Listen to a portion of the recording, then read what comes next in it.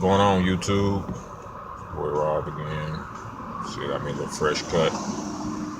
It's nice, right? Yeah, my topic today is compliments and criticisms. Same energy. You gotta learn how to take your compliments and your criticisms the same way. You don't prefer one over the other, or I shouldn't say prefer, or as you shouldn't. You should look at them as the same thing.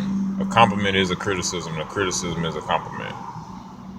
You see what I'm saying? If you get caught up in the highs and lows of taking compliments as good and criticisms is bad, or at least hard to deal with, then you are holding yourself back to the truth. Hope you guys can hear me over this traffic noise. So, give you an example. You made some spaghetti for your family, and in the process of making this spaghetti, everybody eats it, and everybody starts to compliment, or everybody starts to talk about, either how good or how bad the spaghetti is. Now, automatically, you're emotionally caught up in this because you made the food. So, naturally, you're going to want people to enjoy it. So, one person goes, "Oh, spaghetti's delicious." You get a rise out of it. But you don't have a follow-up question because you're just only catering the fact that the good feeling that they complimented how good it was. So when I say a follow-up question, if somebody says, "Oh, spaghetti's great," you say, "Well, what makes it so great? What do you like about it?" And they'll go in detail. "Well, I like it has this certain tanginess, or I like the taste of fresh herb, or did you use real tomatoes, or you see what I'm saying? Is this fresh pasta?" See, they start going into what it is they enjoy about it, and that gives you valuable information. So for the next time you go to make spaghetti, you probably can make it better, right? Now, if you just took it as, "Oh, thank you," you just took the compliment. You never had a follow-up question because you just took it. It's like I said, it's an ego thing. It fed your ego. Your ego don't want to know any other information other than the spaghetti was good, so you'll make spaghetti the same way the next time, right? But the next time you make it, somebody else is like, "Oh, this spaghetti is terrible." Now your feelings are hurt because you really think that your spaghetti is like the best on earth. Nobody else can make it better, or whatever the case may be. You just have an egotistical feeling towards your spaghetti. And like I said, the topic of my, today is compliments versus criticism. Same energy. Take your criticisms just like you take your compliments. Question them. So if say somebody don't like something, you should still have the same follow-up. So what do you not like about it? "Oh, well, it was too salty. It was too tangy. I didn't like the way that herb tastes." "Oh, okay. You use less. It didn't have enough garlic." "Oh, okay. Noted. Thank you." See, that's the criticism is really the compliment, because now you got some further information on how you can make your spaghetti potentially better, especially if you go back and you taste it yourself and you see what they're talking about. You know what I'm saying? Now, it doesn't mean that criticism is correct as well. That's why it takes your own, understanding of your spaghetti sauce to know whether you need to tweak it or not. It's even tweakable. And I'm just using spaghetti sauce as an example. You can apply this on all levels of life. Anytime criticism and compliments are together, which is pretty much it. If you're doing anything in life that requires you to deal with the public or deal with people outside of yourself, you're gonna be subject to criticisms and compliments. And my thing is, to be able to move forward and progress in life, you must have to take the two things the same. And I think the fact that a lot of people in life right now take criticisms as bad and compliments as good, or even getting down into this whole politically correct aspect of it as constructive criticism versus destructive criticism. Well, it's still criticism, and then you can learn something from it if you remain open consciously and egotistically to the information.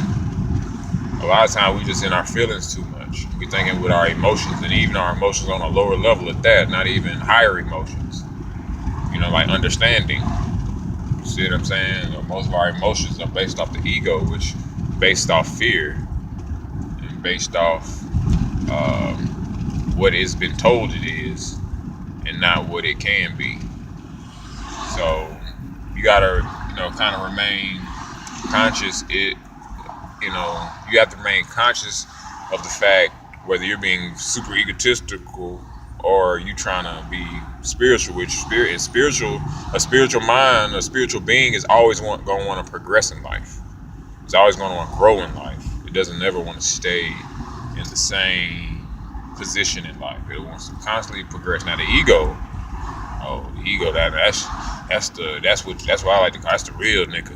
You see what I'm saying? Excuse my term. I don't even like using that term, but it'll place a bearing on the egotistical mindset for a lot of people I know, that have melanated descent. You see what I'm saying? So, or even like the Donald Trumps of the world, they just think that they are the greatest and nobody outside of them is better than them. That's an egotistical mind. They call it the jackal state of mind.